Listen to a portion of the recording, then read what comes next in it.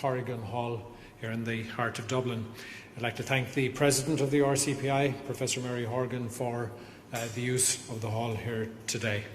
The purpose, as we've continuously said over the last number of months of these briefings, is to bring you up to date with latest developments on the operational front, to let you know the challenges that we're facing currently, because every week brings us new challenges, and how we deal with those. Today we have a specific focus, which is returning to non-COVID services. We've touched on this in the past, but all of the speakers today will touch on different parts of that.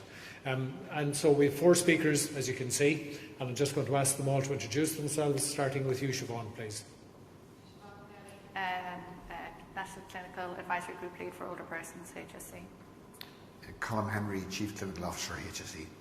Anne O'Connor, Chief Operations Officer for the HSE. Paul Reid, CEO of the HSE. And I'm Paul Connors, National Director of Communications, HSE.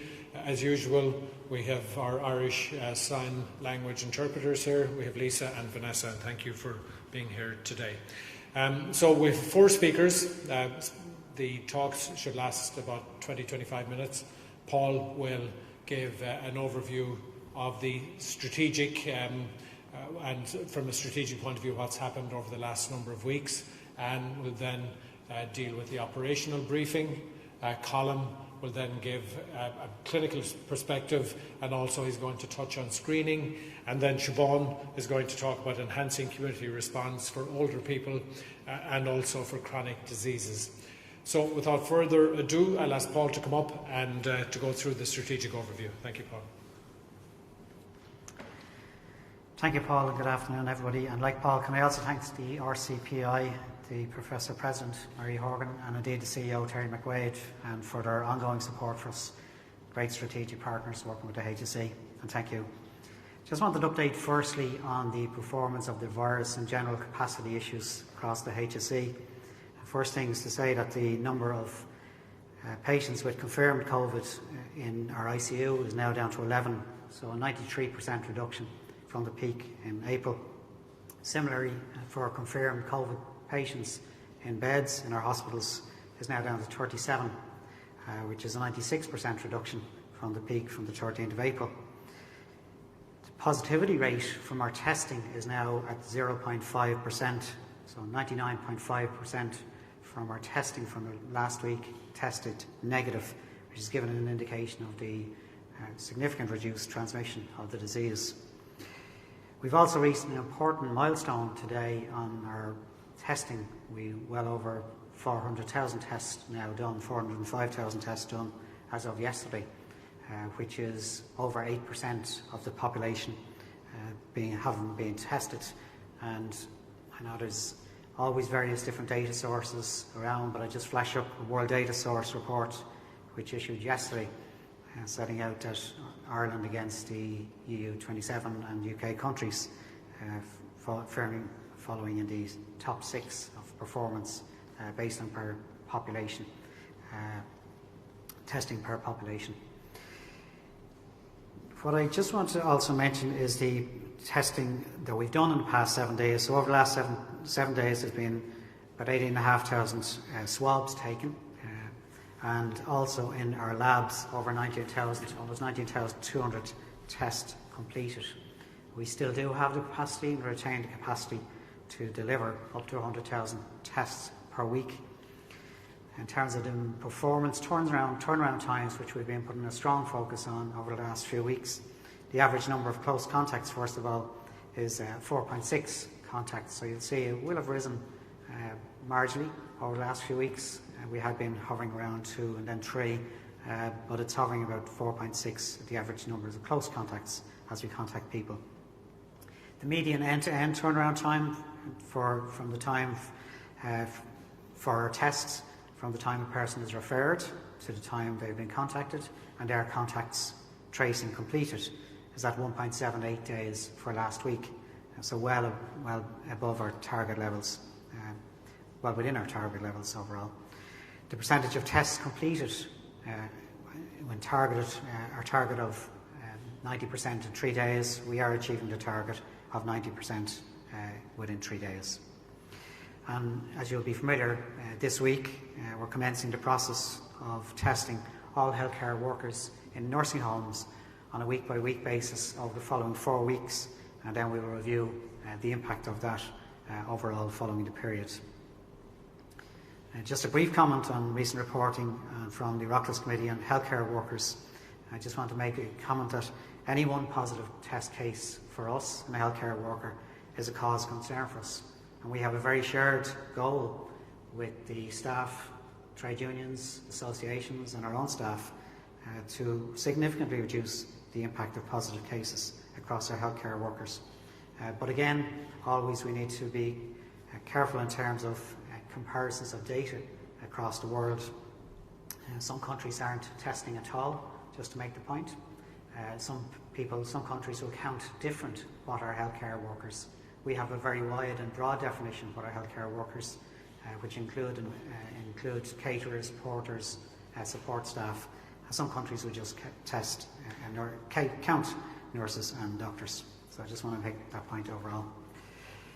Today we're primarily focused here on delivering our services, which is our continuity of our services and how we progress these now with COVID. And I just want to make the point again, as I've consistently made over the past few weeks, we are a health service, we're a society that's living with COVID, and we're a health service that has to continuously manage COVID and has to manage our services within a COVID environment. So much of our resources, our existing resources, have to keep focused on managing the virus, and we need to continue to keep those resources focused on this. It is, as we all know, a deadly virus. So we have a massive responsibility on ourselves in the health service and delivery of healthcare, a massive responsibility to the public, a massive responsibility to our patients, our staff, probably in a way that no other sector has, because we are a health service. And we take this responsibility very seriously. So we have to manage a balanced set of risks between restoring a range of services that are key, important for the public, but equally not spreading the virus into our healthcare settings and being the cause of outbreaks. So we need to look no further than what has happened in Germany in terms of how things can change very quickly and how we have to look forward very cautiously. We see in Germany the R rate, the reproductive rate, rapidly rising to 2.8. It's quite an important warning for us in terms of restoring health services all across the country. So it is understandable, and we understand the public and political pressure to restore services the way they were. But we can't restore services to the way they were because of the very nature of the virus that we're dealing with. So we have to approach this prudently. We have to approach this in a very extremely cautious manner, as I said, to protect everybody. Because we will enter a winter planning process very shortly, which is starting our planning for a winter planning process.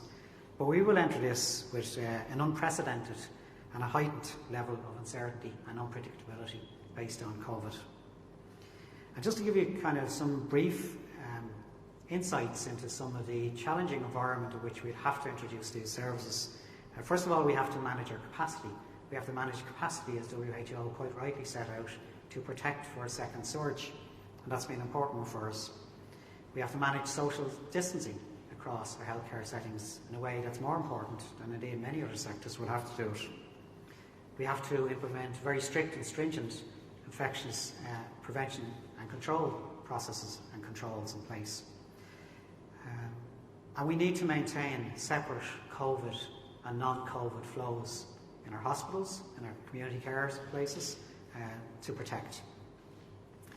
And we also need to understand we could be dealing with higher levels of sickness as we continue through the winter. So they're important factors for us as we consider how we restore other services.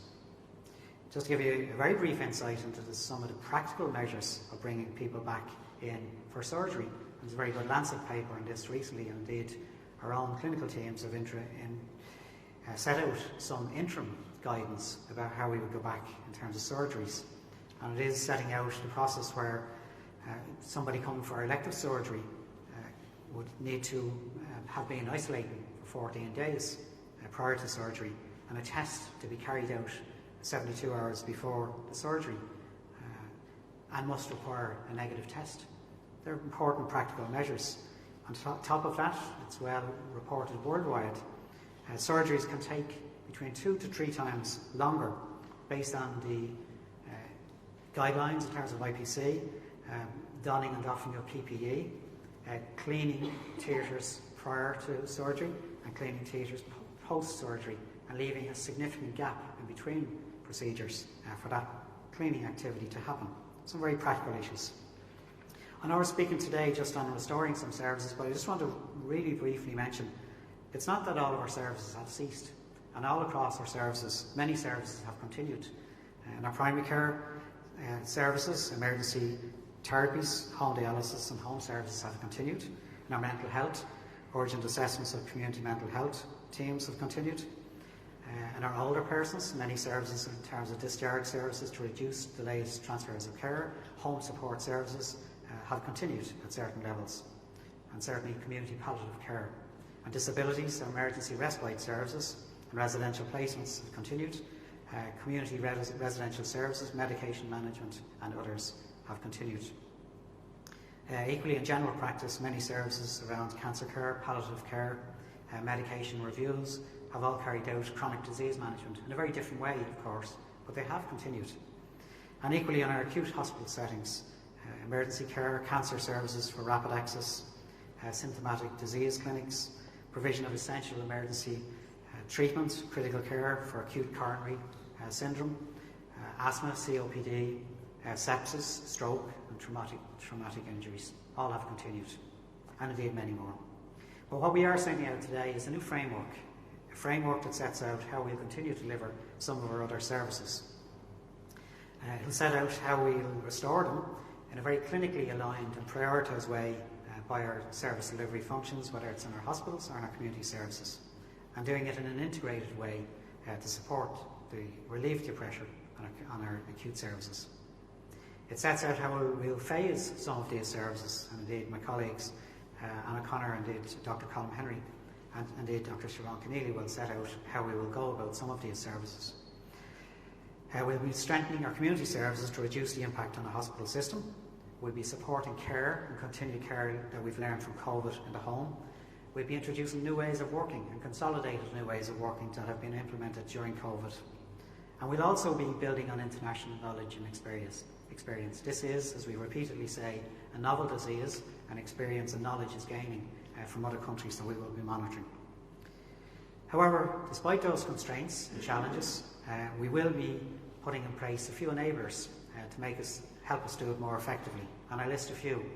Firstly, we'll be making a significant investment in resources, working very closely with the colleges, looking to how we retain our GP trainees post their training for a period of 6 months. Very important investment for us.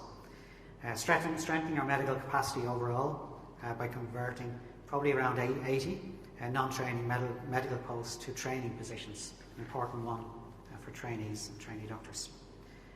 Recruiting into new specialties for 2020 and 2021 in terms of public health, infectious diseases, general practice and critical care. They're important investments in the medical profession. Also, we'll be offering all nursing graduates positions, and we're doing this early and making this commitment early so that people have certainty prior to the graduation in October. We'll be sustaining the net increase that we've had in terms of our junior doctors during COVID. And similarly, consultants, we've had increased our consultants from earlier this year by 44. We'll continue to be aiming to do the same. Extra health and social healthcare professionals also have been recruited and will be retained post-COVID in terms of therapists, radiographers, lab scientists and many others. So we are going to strengthen our workforce for the difficult challenge. Secondly, we're going to move services to the community, and indeed Anna Connor and Dr. Keneally will talk on some of this as well. We're also going to leverage some of the experiences of delivering further services through digital and e-health, which has proven quite successful, and how we might even look to do some of our outpatients outside of our hospital settings. Strengthening the integration of our services so we can leverage more of the services in the community, and we strengthen the working relationships between our hospital services and our community settings. And also how we continue to leverage our testing and tracing capacity during this process. So finally, closing messages from myself. Firstly, we are delivering healthcare in a COVID environment, and that means that we have to deliver our services balancing a wide range of risks. We'll have to deliver these services with a whole new level of unpredictability as we head into a winter due to the uncertainty and unpredictability about how COVID may perform later. The strategic framework that we set out today sets out ways in which we will aim to deliver services in a very new way and how we will restore those services. Fourthly, we'll support and enhance the delivery of our services in the community to reduce our acute hospital pressures. And finally, our plan does involve retaining and indeed recruiting some of our key medical, nursing and healthcare working professions. Thank you very much. I'm going to pass you now to my colleague, Ms. Anne O'Connor.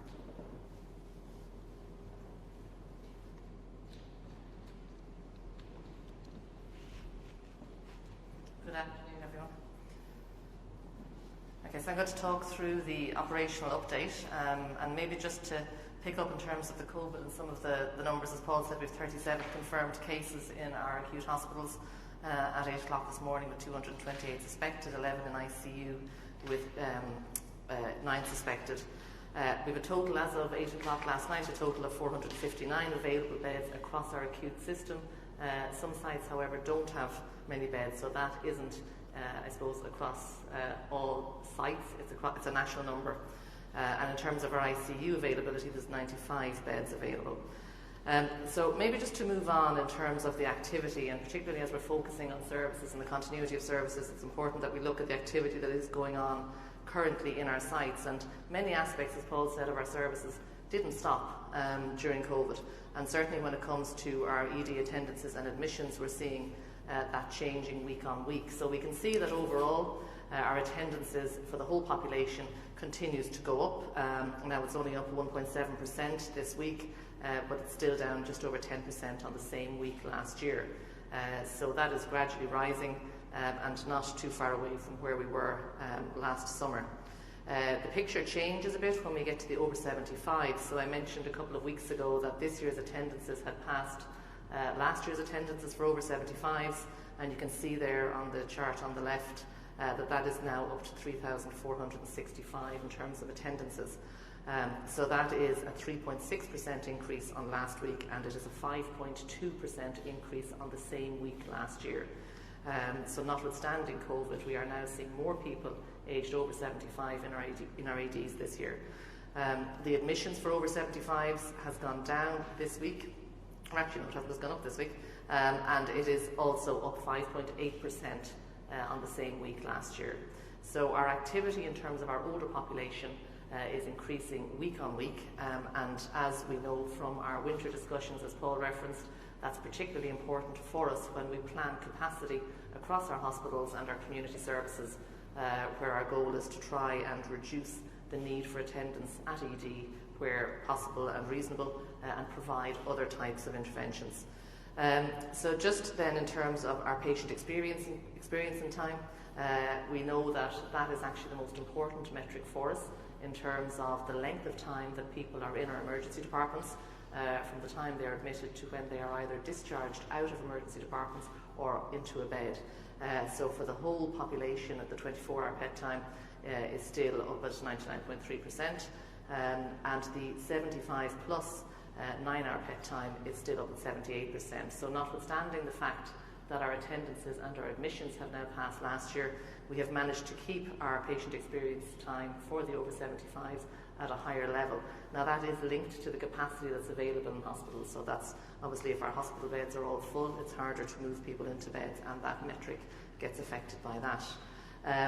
Just then in terms of our delayed transfers of care, we saw a significant drop in those in March when we discharged many people to other settings from our acute hospitals when the pandemic started.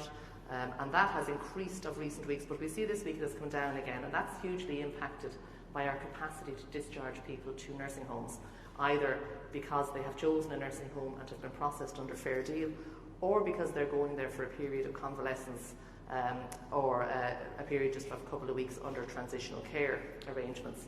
And we can see there again, if you look at March, we had a very significant and dramatic increase in the number of people approved for transitional care, again at the same time. And that came down then significantly over recent weeks, again related to the fact that nursing homes weren't taking referrals. And that has started to increase. So the fact that we're seeing a slight reduction in our delayed transfers of care and an increase in our approvals of transitional care indicates to us that there is more movement in our system and people are now starting to be discharged from our hospitals. So just in terms of some of the other activity to talk about, we have, in terms of our supports to long-term residential care, we are now supporting 1,000 facilities across the country. Of those, however, 859 are in the white category, as we call it, that are just dependent on normal PPE deliveries with no additional supports. We have 128 in the green category that are still receiving a level of support, but not a lot, and are very stable. We have 10 in the amber category and only 3 in the red category. So we've seen a very significant shift in the level of support being provided. However, we continue to provide about 9.5 million items of PPE every week across our system, and a lot of that goes to our residential care facilities. So that is a support and a way that we are going to continue to work. So as we continue to, I suppose, scale up services and also seek to provide services in a different way, we will be looking at how we can support residential care in the community, how we can build on the response teams. So we put response teams in place in each area to support residential care. We will continue to provide those, and we are looking at ways of developing those teams further in terms of the capacity and what they will actually do. So just to move on in terms of the activity in our hospitals then, this is a reflection of the inpatient activity since February. Now this is a very simple chart, as you can see, but it shows the dramatic drop in activity between February, March and April. However, you'll also see that the activity has taken a turn back up again in May. And we are seeing a lot more inpatient activity across our sites. We haven't gone back up to where we were in February, and that is part of the work that we are doing in terms of the continuity of services, so ensuring that we can reintroduce services or indeed increase services, because as I said, many urgent services, time-related services did not stop. Some of them were reduced, but we are now starting to see an increase in the inpatient activity. In terms of our day cases, you'll see that also dropped from February, and that hasn't increased as much there. So between April and May, we haven't seen a significant increase, but what we need to bear in mind there is that the private hospitals are now doing a lot of the day case activity. So in terms of the activity of our private hospitals, we know that they are about 134% occupancy for day cases. So they are turning over more than one case every day, and that is having an impact on the day case figures. That's why we're not seeing a significant increase in day case activity, or it's part of the reason why we're not seeing it. In terms of just our new and return outpatient attendances, you can see that we're still significantly below last year, where the lighter line there is this year. However, it is turning back up. So all the indications are that our system is getting busier, and as we look at the May data, we can see that actually there's a lot of activity. So if you take support to older people in terms of home support, we're just about 3,500 off what our target would be at 50,000+. So actually the activity is being maintained in a number of areas. Just then to touch off some of the things that Paul mentioned there also in terms of some of the key areas that we want to continue to focus on. Telehealth and virtual health has been a very significant part of what we have introduced during COVID. I think there has always been a small amount of it going on, but we have started to capture it nationally since March of this year. So we had a specific work stream dedicated to telehealth, and we have continued to expand on that over recent months across both our acutes and community services. So when we look at our new and return outpatient attendances, you'll see that in 2019 there on the left-hand side in March, we were up at over 277,000 for our outpatient attendances. In March of this year, that fell to 209,000, and we saw 34,000 people within that virtually. When you move over to May, we can see that last year our activity was 306,000. That fell to 190,000 in 2019, but of that, 85,000 now is virtual. So we are seeing a significant and marked increase in the use of virtual health, and that is for new and return outpatient attendances. So we are still, even though we have curtailed a lot of outpatient activity, and For any of you who attended outpatient departments, you'll know that they're often or have been very busy places, often with many people waiting in waiting rooms, and we can't go back to that. So we need to look at a way of actually delivering outpatient services in a way that is safe for people who are attending and for staff, and to ensure that we can actually meet people's needs in as timely a way as possible. So as part of our continuity work, we are looking to see how we can further develop our approach to telehealth and how we can actually deliver some of these services in different ways. There are some specialties that lend themselves very well to moving, for example, to primary care settings. There are some specialties where people will always need to be seen in an acute hospital, so we're currently looking at that. Just again, that I suppose shows the virtual health in terms of the total number of clinics and how virtual health is now quite a significant part of what we are doing in relation to outpatients.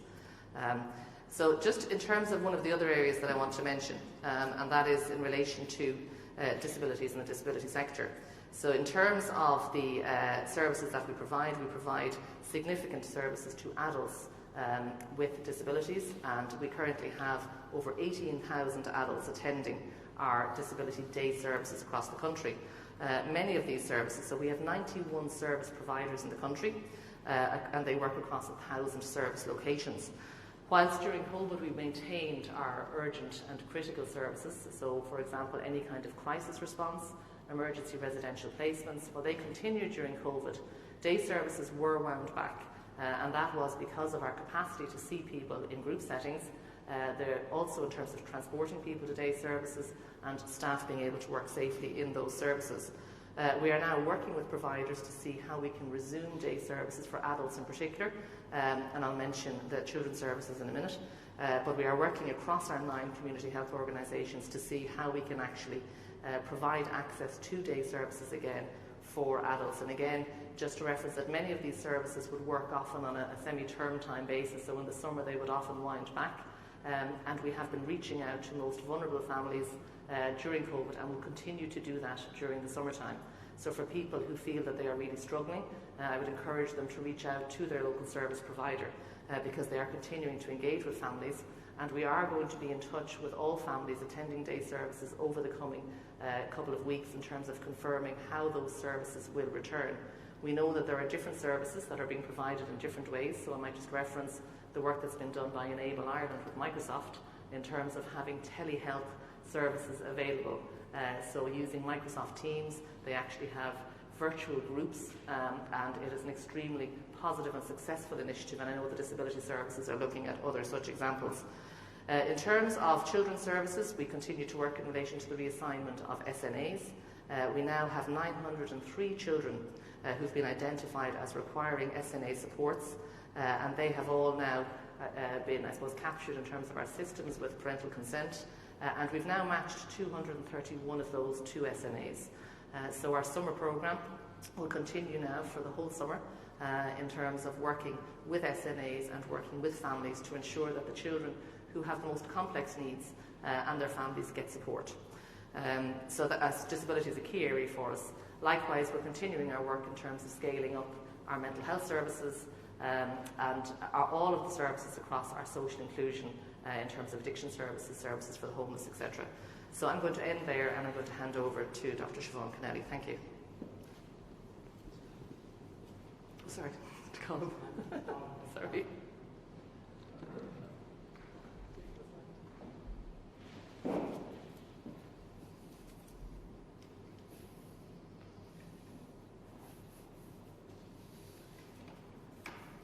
Just for clarity, I'm not Dr. Siobhan Kennelly.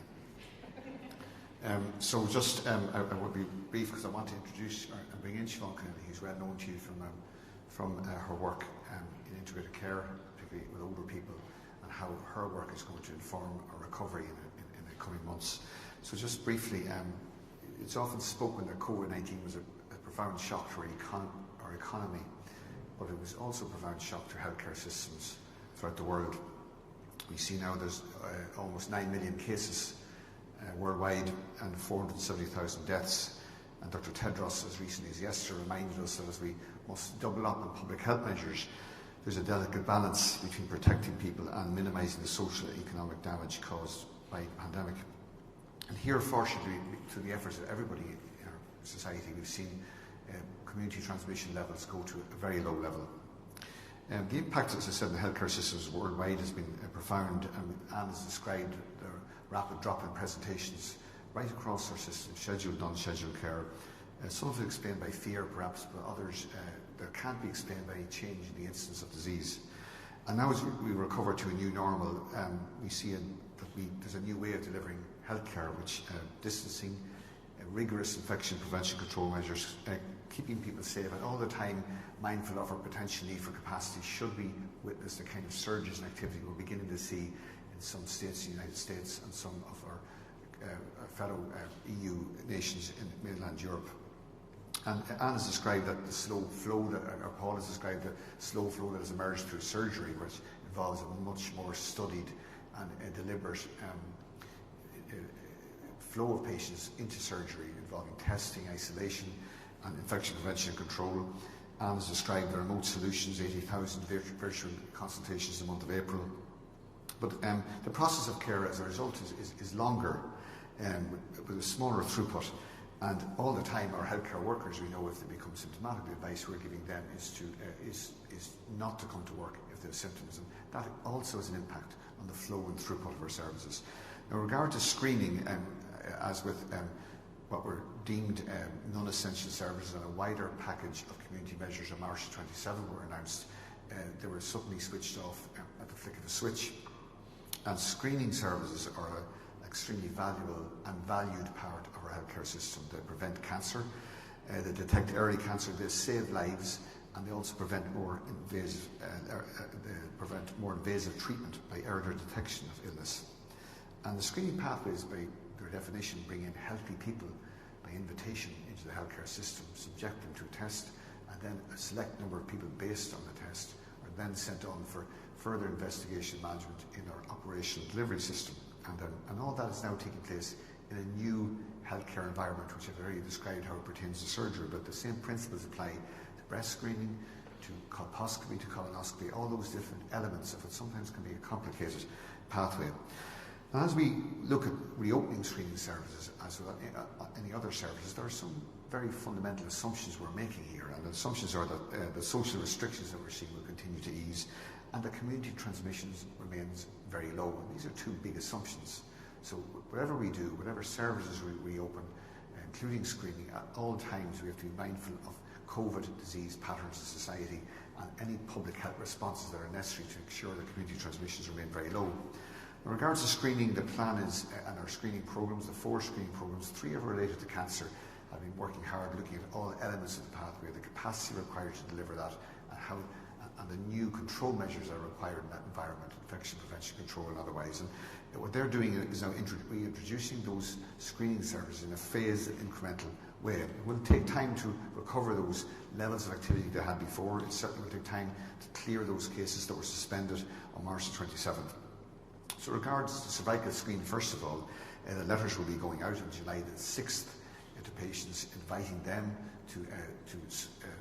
for screening, which will now be the HPV test, which we were due to launch until COVID came in the way 1 week later.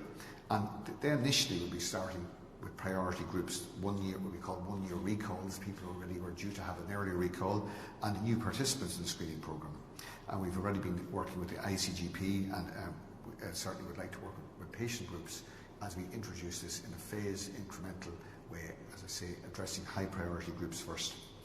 I would remind people, as I said, that it is the HPV test, and for those of you who may have forgotten how better this test is, rather than relying always on the subjectivity of a cytologist technician, for every 1,000 people who are screened in the traditional cytology method, precancers or potentially precancerous changes were picked up in 15 out of the 20 that were there, while with this HPV it picks up 18 out of 20 precancerous changes that were present for every 1,000 people screened. Now, with diabetic retinopathy, it's a relatively easier pathway, and we hope to restart that in July. For breast, it's slightly more complicated because people have to come to a congregated setting. There are 4 static units throughout the country, and there are a number of vans which deliver majority breast screening, and these vans have been repurposed to allow for those flow measures, those control measures, to make sure that when people come, healthy people come for screening, they feel secure and safe in a healthcare environment. in any of these screening programs.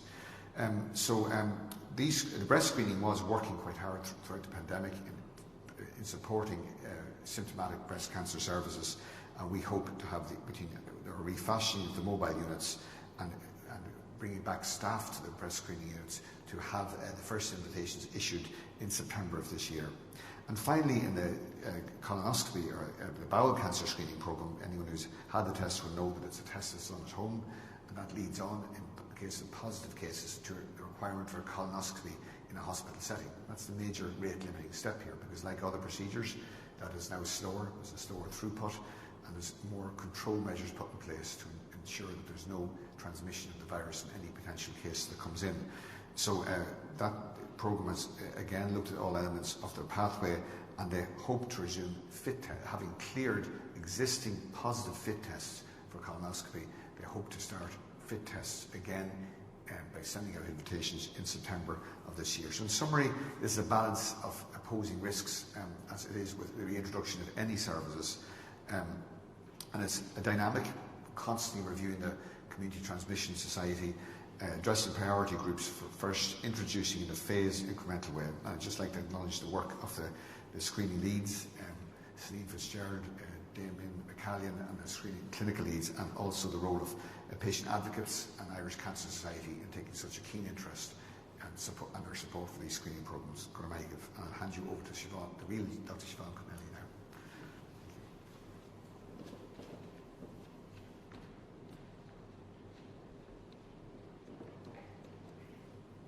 Good afternoon.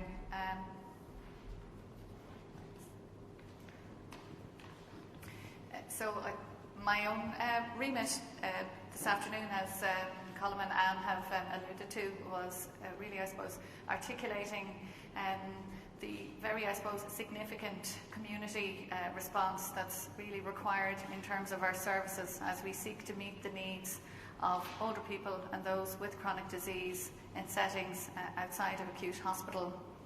I think Anne has actually clearly articulated exactly what's happening, particularly in terms of our over 75s population as we speak, in terms of increased attendances and increased admissions, even as reflected on this time last year. And we know that part of that actually reflects the huge, I suppose, change in the healthcare environment that exists now for older people that wasn't actually here this time last year. So we know that a number of our older people have spent a considerable amount of time cocooning. We know that their vulnerability to adverse events through cocooning is increased in terms of falls, in terms of deconditioning, and maybe in terms of the access to supports that they would have previously had through family members and others. And that, in some respect, will actually speak, I suppose, to some of the things that I'm going to talk to here. When we look at the numbers of older people that we're talking about within our country nationally, we know we've almost 500,000 people over 65. And about 15% of these are living with moderate to severe frailty. But I suppose what's better maybe to think about is the numbers who are living with chronic disease, which is about 1.2 million. Essentially about 80 or almost 90,000 of those are over 75 with 2 or more chronic diseases.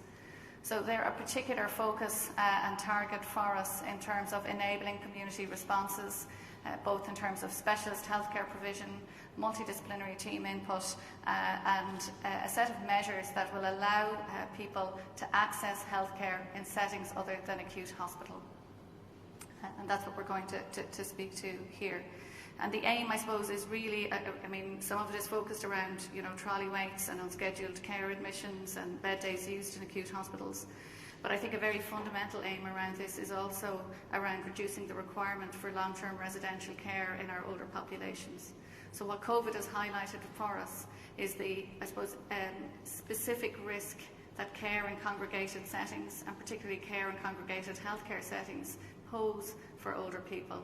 And obviously anything that we can do to ensure that the older person or the person with chronic disease can remain in their own home for as long as possible, it has to be a very specific ambition of our programmes. So the objectives of everything that we're trying to do in terms of this left shift, and you will have heard that consistently through the language around sláinte care, has to really focus in terms of how we enable the older person themselves to live at home. And we saw a huge upscale in terms of the community and voluntary response that actually came through organisations such as Alone and others that really enabled, I suppose, people to remain supported at home. We also saw that there was a huge upscale, for example, in self-management programmes and where people with diabetes, COPD and others, through the GP care that they were able to get virtually at home, were able to manage at home through pandemic. But I think, you know, the next kind of phase of what we're talking about is really around how we manage things like early diagnosis and treatment, how we enable things like rapid access to community diagnostics, care planning, and access to specialist teams for chronic disease and older people in ambulatory and community settings. We've actually deployed a number of these teams across the country in recent years. We know how those models and pathways work. We know what they can actually deliver for them. And in the areas where patients have been able to experience these services, they have been very well received. But it does require, I suppose, a very kind of significant shift in the mindset of both people who are delivering the services, but equally people accessing the services, to understand, for example, that the traditional outpatient appointment that you normally accessed in the acute hospital, not only has it changed maybe more into a virtual appointment, but your face-to-face assessment may actually, with the specialist, may now be taking place in a primary care centre or in a community hospital elsewhere within the infrastructure or elsewhere. A key focus then is around how those community services then are linked with acute hospitals, so that we can actually support much more front door assessment of people who present acutely, reduce the length of time that they spend in hospital, ensure that they're getting home with supported discharges such as rehabilitation at home, and a much more enabled kind of approach to manage them there. So this, I suppose, is a pictorial representation of something that, you know, we have been working on for quite some time, but I think within our care and COVID era, we recognise the need to accelerate hugely. So focusing, I suppose, to the left of the picture is the older person, the person with chronic disease at home, who's being maintained there through a number of enhanced provisions that are keeping them there, be that through social prescribing, home supports, particularly home care, but also a number of initiatives that actually worked very well for us during COVID time, including exercise and nutrition programs, and that people engaged with very well. And these all have a really fundamental role in keeping people well at home. They fundamentally reduce, for example, risk of falls in people in ensuring mobility. They fundamentally help carers in ensuring that they can actually care and manage people who have other needs at home. But equally, they have to be tied then in terms of when people become unwell to a network of services within primary care with the GP and the multidisciplinary team. And again, there are a number of areas within which that's in development. The challenge for us now will be around linking that network of services within primary care with our acute hospitals and integrating them more robustly. And again, we have a number of areas where that is already in operation. But what might change, for example, in terms of your overall experience as an older person who becomes unwell through this, might be that your ambulance service isn't necessarily conveying you to the front door of the hospital now, but may actually be arranging alternative services. So in a number of areas, for example, we have services that allow for assessment at home when the ambulance is called. That may enable the person actually to remain at home with the follow-up assessment then in a specialist ambulatory care hub.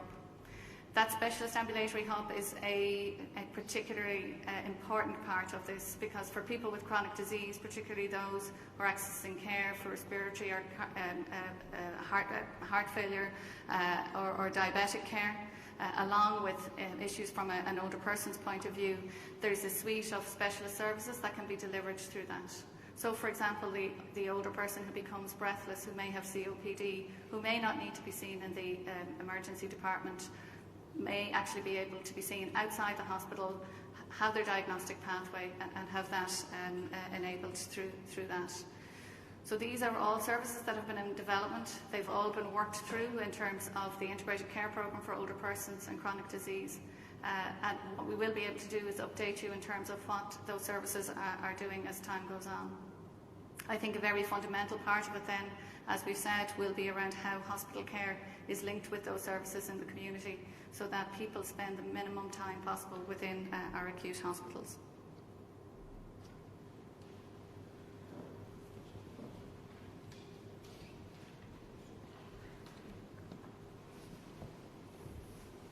Okay, thank you all. So we'll get to the Q&A session. As usual, if you can raise your hand, we have a roving mic that will come to you. If you introduce yourselves so that everybody watching this remotely will know who's asking the question and the organisation that you represent. So the first hand us off there was Fergal, so we'll start with you, Fergal. Fergal Barrows, RTE News. Can I ask you about cervical check and resumption of services? Maybe Dr. Colin Henry on this one, perhaps. Can you explain? It will be HPV screening. You've said that. I think the first letters are due to go out to patients on the 6th of July.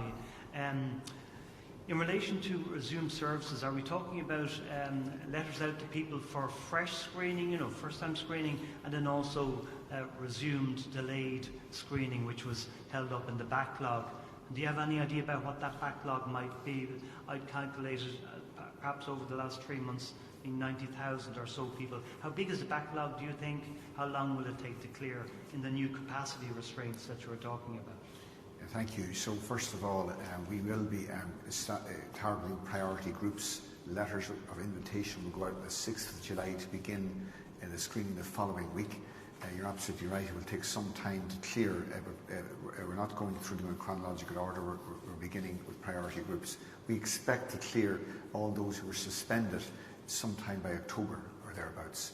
But as I said earlier, this, as with any programme or any service we're resuming, this is based on assumptions, and the assumptions being that we stay at low levels of community transmission that do not require public health measures to revert back to advise us to suspend or otherwise services, be they in hospitals or community. And it's also dependent on the flow through or screening services. So we expect that will take certainly of the order of several months to get through those cases that were suspended from March the 27th onwards. Okay, then you, Fergal, yeah? Okay, anybody else? Okay, Michelle.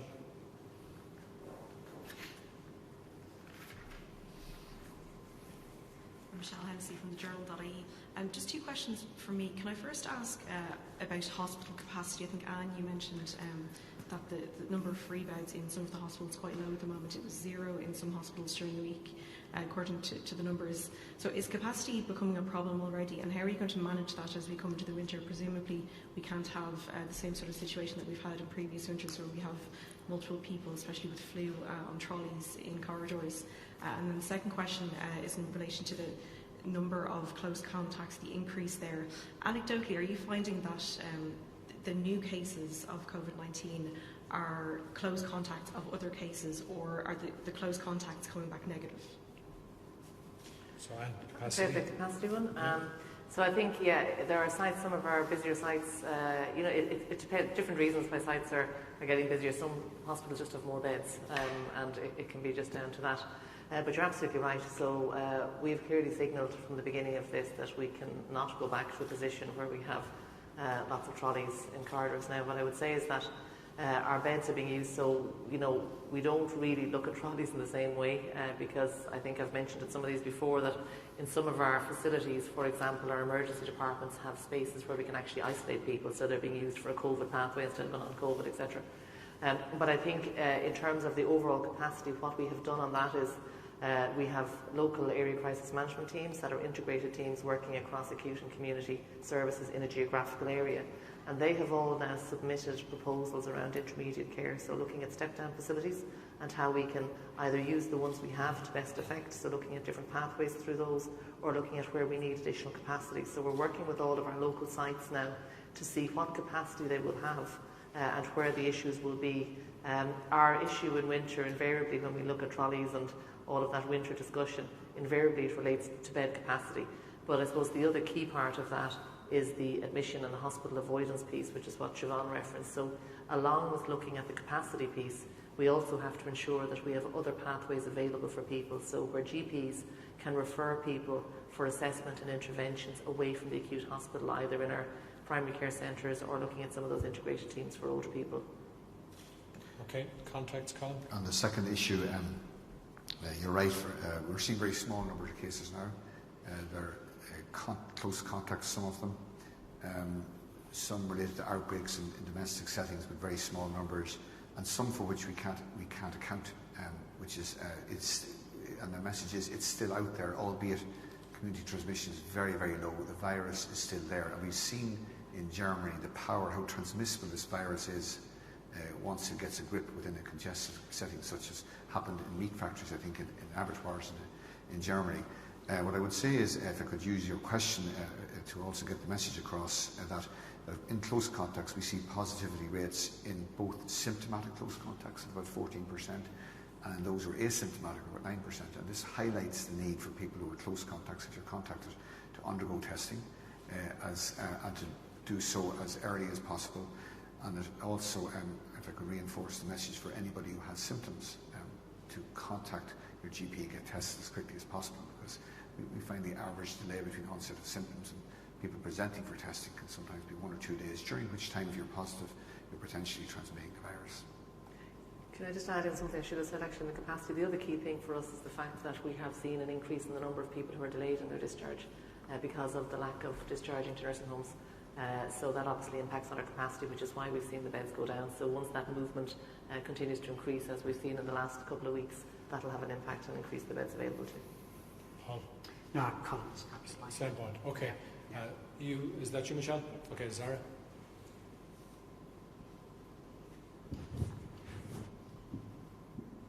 Zara King, Virgin Media News. Can I ask, is there any update in relation to visiting hospitals, specifically in particular maternity hospitals? A lot of concern from expectant mothers that they'd like birth partners to be able to come in and out of hospital after the baby is born and that sort of thing. And then just in general, I suppose people would like to be able to visit their loved ones who are in hospital. Is there any update on those procedures or anything you can tell us about that? And then I have a follow-up question. I'll let you go with that first, maybe. Okay. Colin, yeah. So there has been some easing of visitor restrictions, but we are mindful of, as I said, the huge risk of bringing in the virus to what is a very vulnerable healthcare setting. So certainly we're advising to minimise visits, to minimise contact, even in a maternity setting where you're dealing with relatively healthy people. So this has been discussed through the expert advisory group of NEFIT. The advice has been given out about easing of restrictions in healthcare settings, which hopefully strike a balance between the need for people to see visitors, especially if they're undergoing protracted admissions, but also our mindfulness about the risk of transmission, including asymptomatic transmission from potential visitor. But to go back, Sarah, to that theme again, community transmission is now very low, but there are still small numbers of cases coming through showing that the virus is still out there, albeit in very small numbers. Mm-hmm. You again, Zaria? Sorry. You want to go again, yeah? Yeah, I just want to check. Sorry. So I just still feel like I'm not very clear actually, just that answer. Sorry, because I've been asking at the press briefing in the Department of Health about it, and they were saying this would all be part of guidance that would be given by the HSE, so it seems like everyone's sort of passing it back and forth a little bit. I'm just looking for clarity as to when people might know. Is there a ballpark of when things might be eased a little bit? We'll come back with you, because we're doing this with the HPSC, but I'll come back to you with specific answers. Okay. Just for Anne, just in relation to disabilities, again, I think people will welcome the fact that there's work now ongoing in terms of making contact with day centres, particularly for adults with disabilities. But again, I would say a lot of people watching today and might feel that they're still not very clear on when these day centres are going to be opened. I mean, are there dates? Is there a solid sort of time frame? Because I know there's work sort of ongoing, but it's a bit nuanced. There doesn't seem to be any real solid information for people in relation to that. No, so what I've said is that the work is underway now with providers. So we work, most of the disability services are not provided directly, they're provided through other providers like Enable Ireland or St John of God, St Michael's House, etc.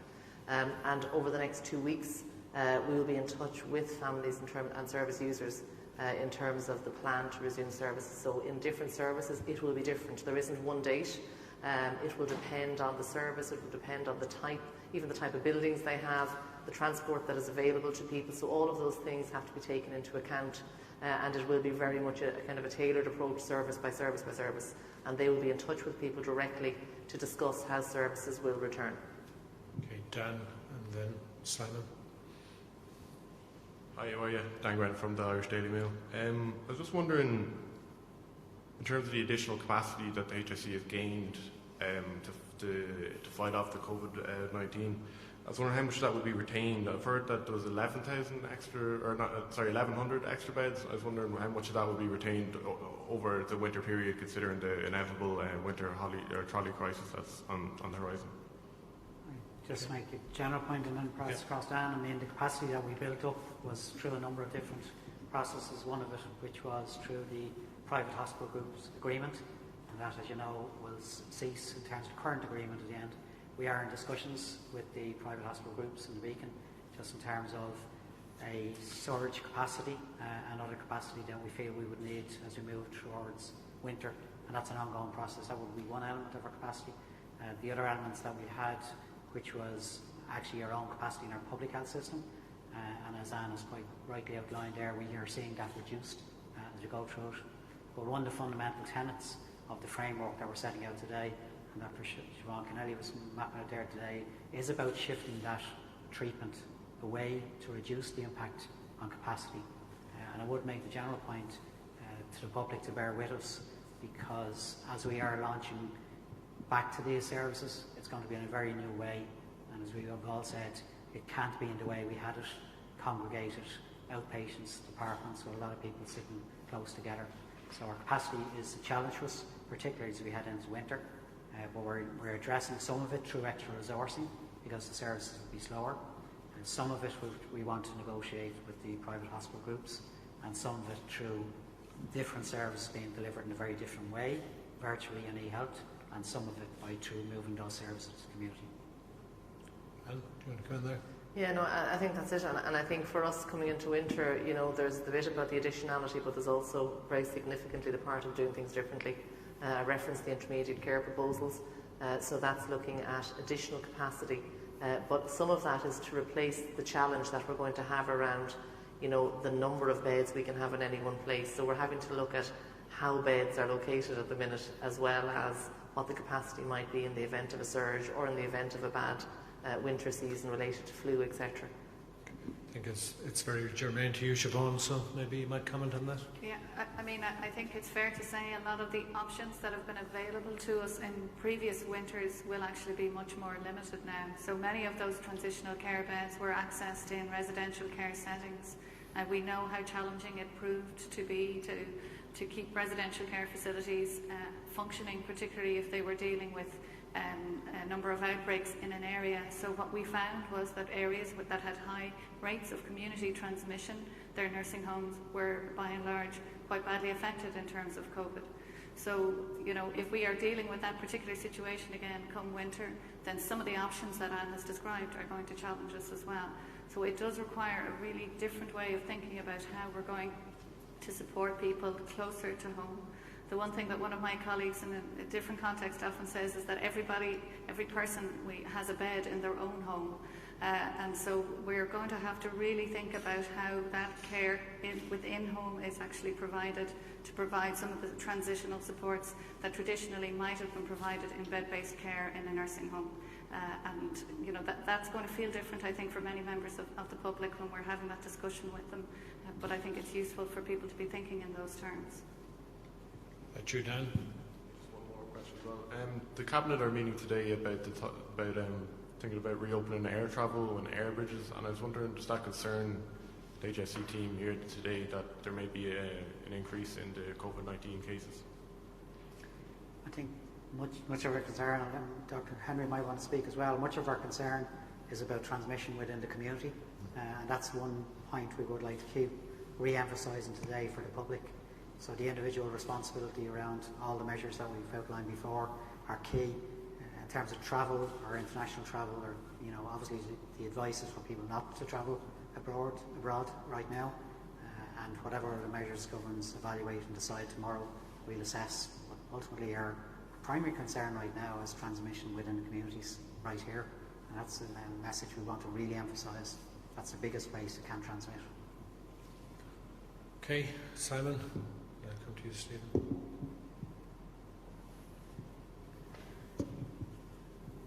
Hi, Simon Carswell, the Irish Times. The contact tracing app, what day do you expect that to be launched, that people can actually get it on their phone?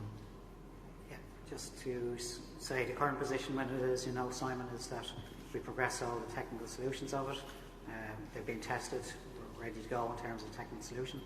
The Data Protection Commissioner and the DPIA assessment that we've walked through is being cleared. We are awaiting it to be brought to Cabinet and approved by Cabinet. Once that's approved, we'd hope we'd be in a position next week to be launching it, but we're awaiting that approval and then we'll set out the communication state. Just on another issue in relation to the INMO testimony, the COVID committee, Paul, you referred to it there in your opening.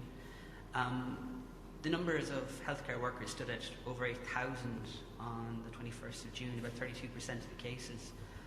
I wanted to ask, do you think the HSE did enough to protect health staff, particularly in the early days with its advice on face masks? And Anne, perhaps you might give us a breakdown on how many are still out sick, not on duty and receiving sick pay. And just a general comment, maybe Colin, on why the healthcare numbers are so high. Paul first, yeah.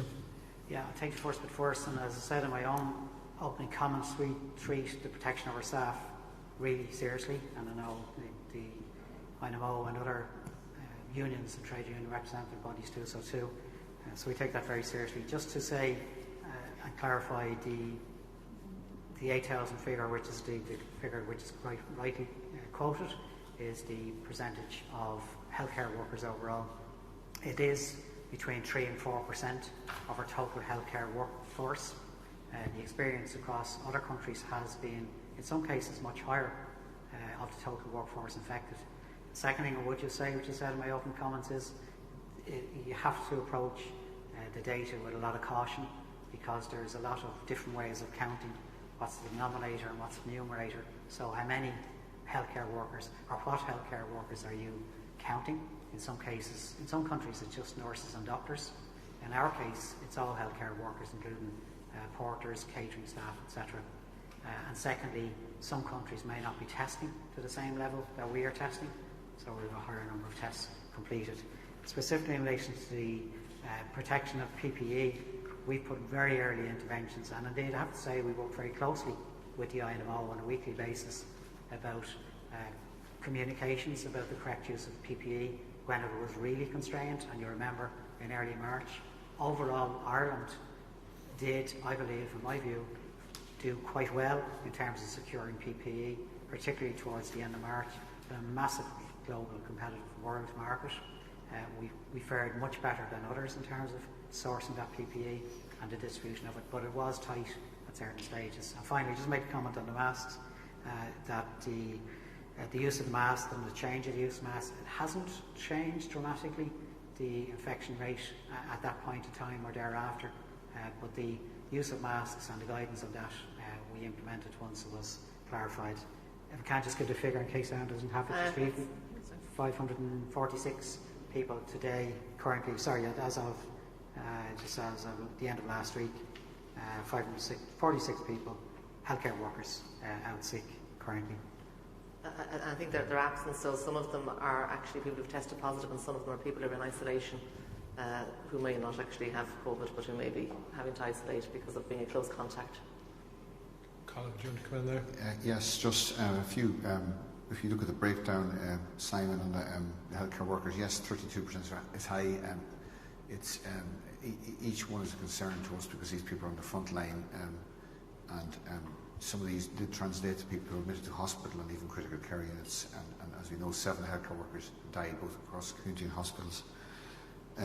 So if we look in terms of surveillance exercise, attempts have been made to look at how this happened, because there was a mixture of what's called community transmission and hospital-acquired, or nosocomial as it's called. So the majority of cases at this stage would seem to be acquired within a healthcare setting, either as close contact and a minority as the pandemic proceeds are due to community transmission, but certainly it played a larger part in the earlier part of the pandemic.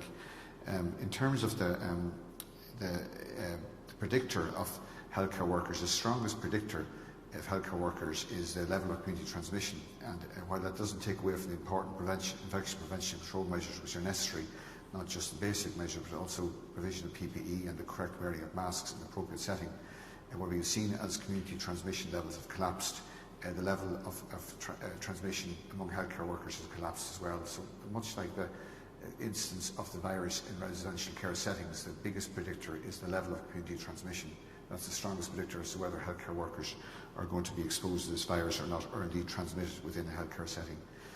As regards masks, the consensus certainly now is towards wearing masks, as has been our direction since mid-April, or April I think the 22nd, for masks to be worn where a distance of 2 metres could not be kept between a healthcare worker and a patient, or between two healthcare workers. And this is based largely on consensus. There were, if you like, opposing and remain opposing opinions that an absolute direction of wearing masks in broader society is a distraction from more fundamental hygiene and infection prevention control measures. But the consensus now, as it has evolved throughout the history of this pandemic, is wearing of masks in all healthcare settings. But that's something that's been part of a growing awareness of observation of the virus's behaviour and a consensus of opinion, as opposed to any hard evidence that's come out through trials. We don't have the time to wait for trials. It's based on best opinion. Okay. Stephen? Stephen Murphy from Newstalk. Just on face coverings among the public, anecdotally it seems like it's still not a lot of people that are actually wearing them out and about on shops or in public transport. Do you think it was left a bit too long to get that campaign out there? Obviously there's ads now on TV and radio encouraging people to wear them, but do you think it was left a bit late to get that habit formed? Clearly, it's now, again, go back to the last question, your colleague at Irish Times, it's now a consensus that we should be that people should wear masks where there's close contact, particularly in enclosed settings and particularly on public transport. And the message doesn't seem to be getting through, and the evidence coming through the NEFIT is that the level of mask wearing is at the level of 40% or less, and that's just not good enough. As to whether it's a measure of communication or people's a cultural thing, it was pointed out at a previous press conference that in other areas of the world there's a much stronger culture of and acceptance of wearing face masks, particularly in the Far East. So I think while not taking away from the importance of communication and of getting a clear message to the public and winning them over, there's a considerable, if you like, cultural divide to be overcome in that people are simply not used to it, and that isn't just, and I know I've been saying this before and I'm going to repeat it again, it's not just a question of wearing masks but the correct wearing of masks, and so we see examples not just of people not wearing masks where they should, but also of incorrect use of masks hanging down below their chin, or people not disposing of masks in the right way, not cleaning their masks. That's every bit as important as wearing the mask in the first place. And there remains a strong body of opinion among people involved in infection control that the inappropriate and improper use of masks can actually add to risk rather than mitigate it. Okay, you again, Stephen. Yeah. Just on cervical check, you said you have a list of priority cases. How many women are on that priority list? And also, you said it'll be the week after July 6th that yes. the screening will start. Do you have an exact date for that? Yeah, the invitations will begin to go out the week beginning July the 6th for attendance the following week. So that's when the invitation will go out. The priority lists include people who were on a recall list for one year surveillance, those who previously had a test and invited them back at an earlier interval than they would have if they had a completely negative test. And it also includes people who are new to the programme, because one of the aspects of a screening programmes, you might remember this from all the focus on it over the past few years, is there's a cumulative effect of screening. It's not just your single attendance at one interval that matters. It's the cumulative attendance over a series of intervals that reduces the likelihood, or that increases the likelihood of the screening programme picking up something that's there that warrants further investigation and treatment. So that's the initial focus in terms of patients, and as I said to your colleague from RTE, we expect and hope that we will have cleared those cases that were suspended, certainly by October. Okay. Evelyn, yeah, have you got a question? Okay. Okay, one sec, Evelyn. Neil. Is it? Yeah? Oh, Evelyn, okay. Go ahead, yeah. No, go ahead. Ladies first.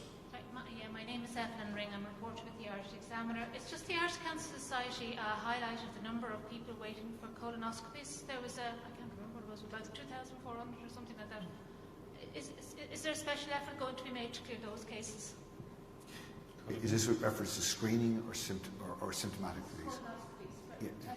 Well, yeah, so colonoscopy, there's a range of people referred there. First of all, the screening program, as I outlined, does this home tests, and people who are positive for occult blood are sent on for colonoscopy, and that constitutes a relatively small proportion referred to colonoscopy. But the bigger proportion that you're probably referring to are those people who are presenting to their GPs with symptoms that warrant further investigation. And yes, while colonoscopy has continued throughout, because it is an essential service, it's gone through at a slower pace. Now, we've seen a trend initially, as I said when I was talking initially, Evan, there was a shock to the system initially, and the shock in terms of colonoscopy led to a reduction in capacity of upwards of 70%. In other words, the impact of the infection prevention control, the donning and the taking off of protective equipment slowed down the process by a considerable amount. But we're now seeing evidence of a kind of recovery from that shock, whereas healthcare staff become acclimatised and used to the infection prevention control measures, the pace is picking up a little bit. But certainly capacity will be a considerable challenge to us in terms of meeting not just the screening program, but those patients who are symptomatic. And that will be one of the focus areas we will have in this recovery plan, in this continuity plan, to build up the capacity we need in colonoscopy, and maybe to look at alternative ways. We know that there's alternative measure and novel ways of performing the same investigation that have been instigated in places like Cala Hospital that involve an electronic pill, if you like, that visualises your bowel. So it may involve us looking at alternative innovations to meet the same demand. Just one sec, Evelyn, because we need to pick this up for camera as well. And the other question is about the app. There was a study there researched by Dr. Michael O'Callaghan, and he's from the University School of Medicine in University Limerick, and he said that nearly 2/3 of people who took part in the recent survey could think of at least one reason that would discourage them from installing the app. And also, Dr. O'Callaghan said it would be helpful if the HSE could give more information, including where the information is to be stored. Okay, if I can answer the two questions. The first one, we've done our own research at the early stages with the trial of people using it, and you may have heard some of the reporting this morning. There's pretty much a positive pickup that people feel they will use it and would use it in the future, and obviously we would be strongly encouraged by that, but it's still the unknown until we go out. But generally the Irish public have been good at adopting technology, and we would be hopeful that there is a reasonably good pick-up on it overall. In terms of the data storage, we've been very clear. This is what we call a decentralised model. Some countries in Europe and elsewhere have gone with a centralised model where the data is stored on the health servers. This is a decentralised model, so the data is held on the person's phone, and the distribution happens from the app to the other contacts. So the data is not centrally held, it's held on the person's phone. So it's a decentralised model, and data is not held by the health authorities. Okay. And there will be a lot of information published very soon on that, Evelyn, including the GPIA and the source code. Neil. Neil Leslie from the Irish Mirror. You spoke about the additional investment and resources that might be needed to underpin this strategic framework for a new way of delivering services. Have you any information around the costings or the extra resources required? Well, some of it is what we have put in place already, which has been part of our COVID funds that we've been working through our government, and we are currently in the process of setting out what that looks like for the second half of the year in terms of impact on our overall budget for this year. So it's a process we're ongoing.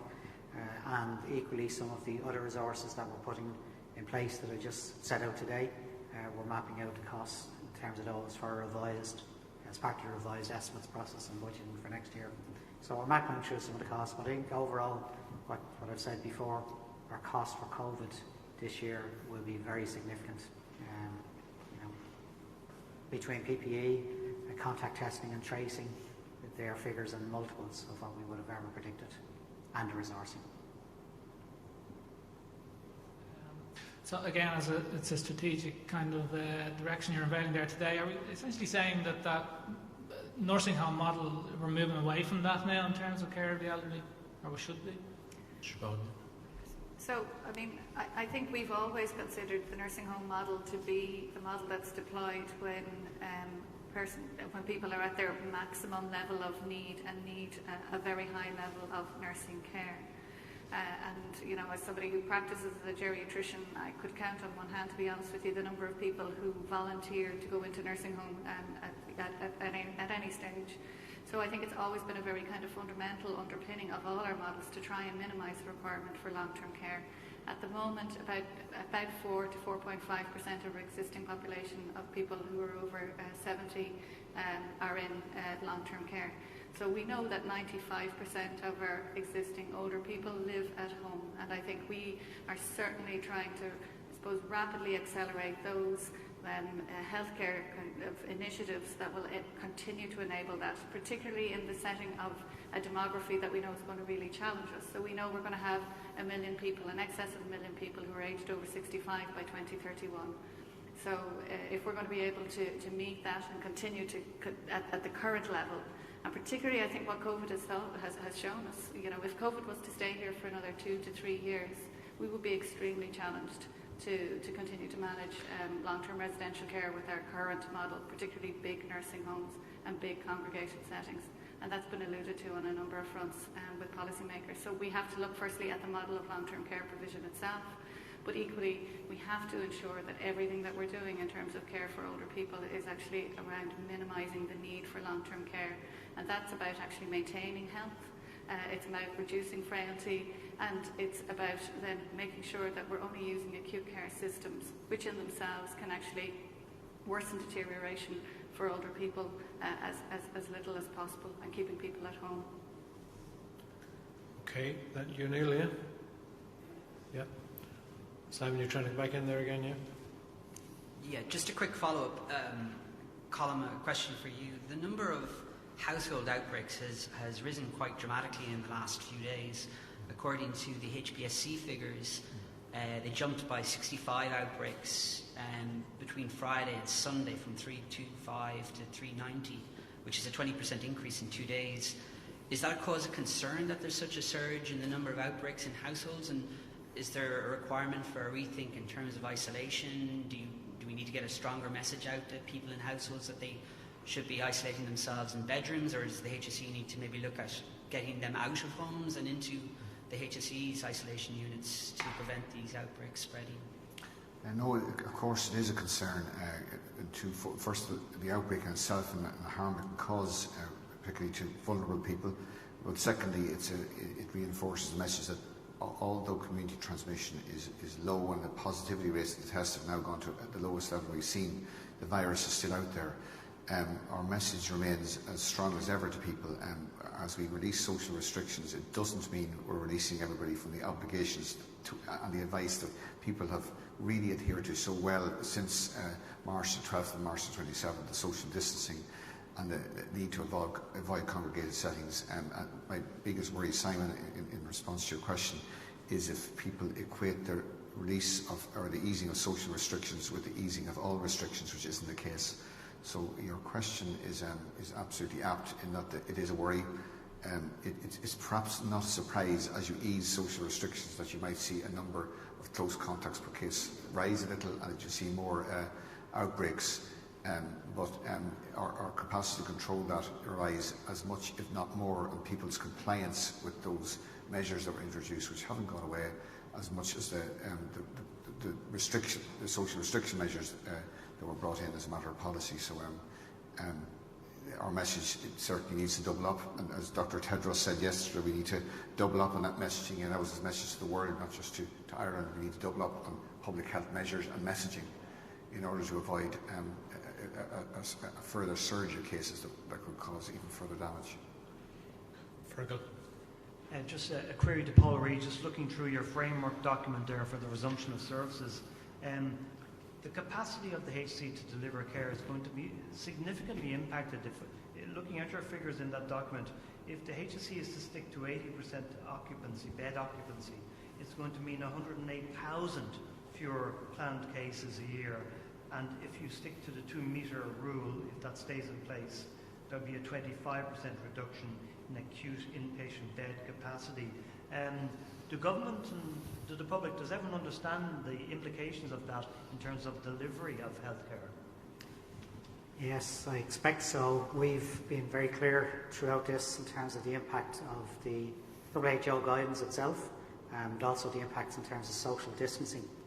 And our acute hospital systems and indeed our community services are aiming to implement that, and they're setting back out to us very clearly the impacts of it, which are quite significant. So we would obviously be reflecting that back in terms of our concerns.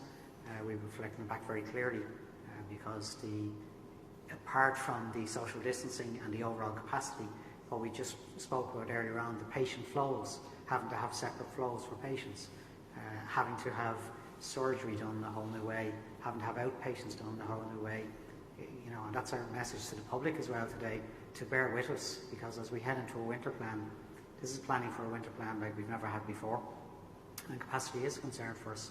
We'd obviously be aiming to conclude, hopefully, some successful agreement with the private hospital groups, which will give us some potential capacity to deal with a surge, but also in terms of winter planning.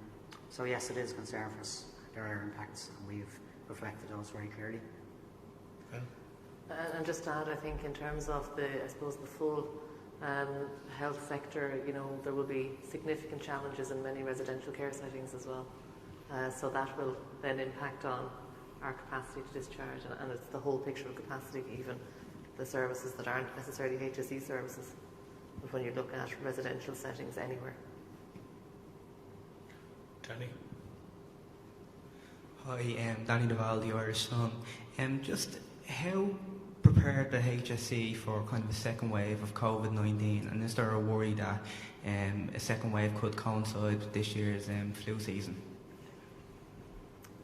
Can I just say a few comments first? Obviously, like any country, we've learned a lot in where we are now and the impact of COVID. So things like PPE and the stock of it that's required, and the numbers that's required in terms of stock, and also the supply that we're supplying beyond just the HSE. So also in terms of our sourcing mechanisms for PPE has strengthened during this process. So that's been a huge piece of it for us. Obviously, in terms of testing and tracing, through having been through what we've been through, we put a model in place which is quite strong with good capacity right now, that we would see being stronger in terms of how we manage a second wave. And obviously, there's been a whole wide range of learnings about the services and how we deliver them through a very new way, and how we'd have to protect those services, whether it's virtual health that Anne spoke about, whether it's home care that Dr. Kennelly spoke about. So we've had a lot of learnings about it. In terms of preparation itself for it, it will be a lot about the same again. How do we surge up our capacities? The really good job that our clinical care specialists did in terms of available storage capacity beds. The retraining that has been done, I think, would put us in stronger stead. So from a lot of the initiatives we've put in place, we'll be in a stronger position. But having said that, nobody knows and nobody predicts the impacts of this across Europe in terms of second waves or how it hits. So there's still the unknown, there's still the uncertainty, it's still novel. Yeah, and I think in terms of the winter preparedness, one of the things that catches us in winter generally is the flu. So there have been changes this year to the flu programme, the immunisation programme, and certainly we'll be encouraging everyone to take up a flu vaccine this year. I think that, looking at the evidence from the Southern Hemisphere, they haven't been hit too badly. We often track what's happened there because it's an early warning for us in terms of what might happen here. However, we need to bear in mind that they have been, I suppose, cocooning as well in terms of it kind of coinciding with COVID. So it's hard to get a direct measure, but certainly from our perspective, a key part of our winter preparations will relate to flu vaccines. And that would reduce, I suppose, what we often see as a very high flu-related attendance. Okay, Zara, sorry for the mic. I just ask, last week I know there was a mention that there was just under 10 cases related to travel that were being monitored. I'm wondering if you have any update on that. I know among those 10 cases some of the people who travelled from the UK and Sweden, and the rest were still sort of under investigation. Is that something that's still being looked into at the moment? Or? We don't have that I detail. don't have any further detail. I haven't got Sorry. the details. Sorry.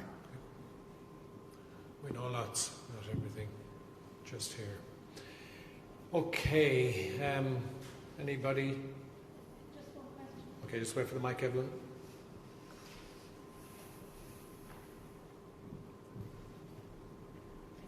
No, it's just on the flu vaccination programme. The uptake of the flu vaccine among health workers during the last season, I think that was around 60%. Will there be any special effort to make sure that all health workers are vaccinated? Yeah, I mean, we'll certainly build on our learning from previous years. That has gone up year on year. I think that certainly the experience of this pandemic may, I suppose, encourage people to avail of the flu vaccine, and we will certainly be looking at different ways in terms of peer-to-peer vaccination and having access. Sometimes with the uptake of flu vaccine, it's often a logistical challenge for staff. So ensuring that we have a sufficient number of people trained, etc., and having the flu vaccine readily available. But we will certainly be working very closely with all services in terms of supporting a higher uptake of the flu vaccine. Okay, Evelyn? Okay, anybody, any final questions? Everybody happy? Okay, listen, thanks very much for coming. Hope you found it useful. We'll continue with these pretty much weekly and hope to see you at the next one. Thank you very much.